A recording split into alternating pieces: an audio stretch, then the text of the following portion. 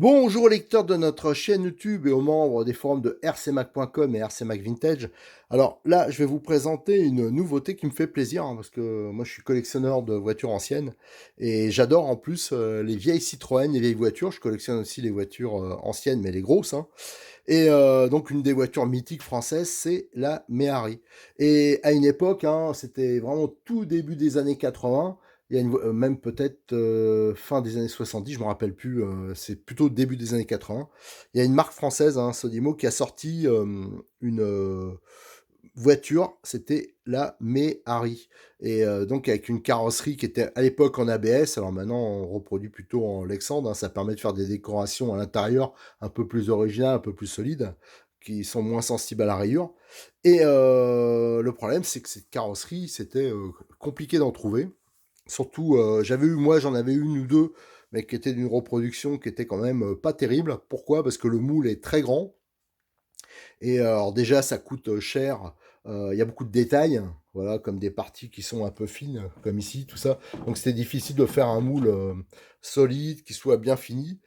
Surtout que la version de base, le modèle hein, est en ABS, et bien sûr, il n'y a pas de gros détails.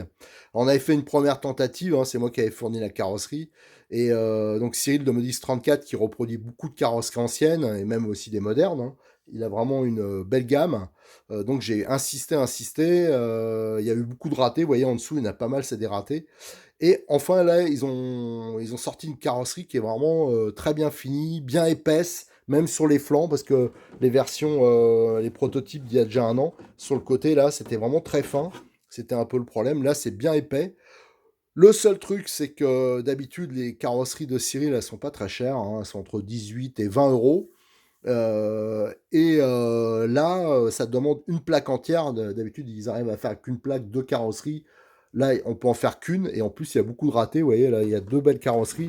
Tout le reste en dessous, c'est des ratés hein, qui m'ont refilé. Donc, il y a vraiment beaucoup de pertes. Donc, il le fait vraiment pas pour gagner de l'argent, ça. Donc, mais la carrosserie, là, ces modèles-là, elles sont à 30 euros. Mais franchement, elles sont hyper sympas. Alors, ces carrosseries de Méhari, hein, à l'échelle 1/8, ça peut monter sur plein de voitures. Donc moi je pense que ça représente plutôt une Méhari 4x4, hein, parce qu'on voit il y a le moulage de la roue de secours hein, devant. Et à mon avis, celle qui avait la roue de secours intégrée au capot, c'était les versions 4x4. Et ça montait sur cette voiture, alors désolé, j'en avais pas une plus clean à vous présenter. Ça je l'ai récupérée, j'ai jamais eu le temps. Celle qui est propre, elle est entièrement démontée. Donc c'était une voiture, vous voyez, c'était avec une boîte de vitesse, enfin c'était assez spécial à l'époque.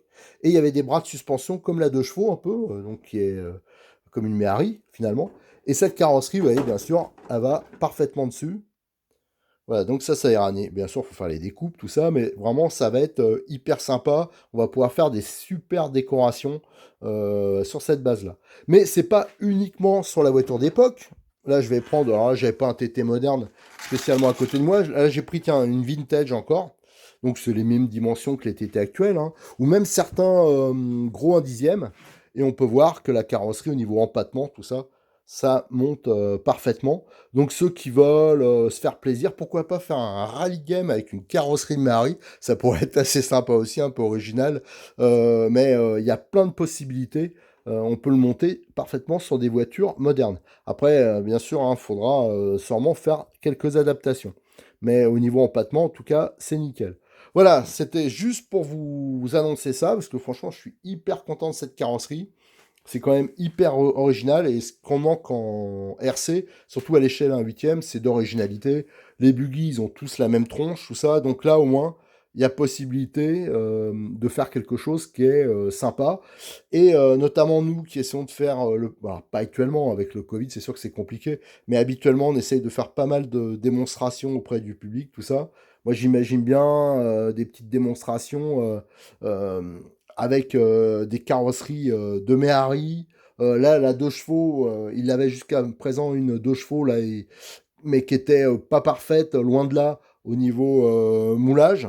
Mais là, actuellement, elle est en remoulage. On a retrouvé, c'est moi que j'ai réussi par un pote, il m'a passé une carrosserie de 2 chevaux originale, hein, qui date des années 80, et elle est quand même pas mal. Donc là, il va réussir à refaire des tirages de 2 chevaux de qualité aussi.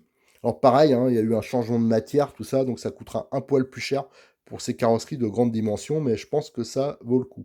Allez, merci, à bientôt sur notre chaîne YouTube et rendez-vous hein, sur le site de Modélis 34, hein, je vous ai donné la référence, c'est C89, voilà, c'est ça.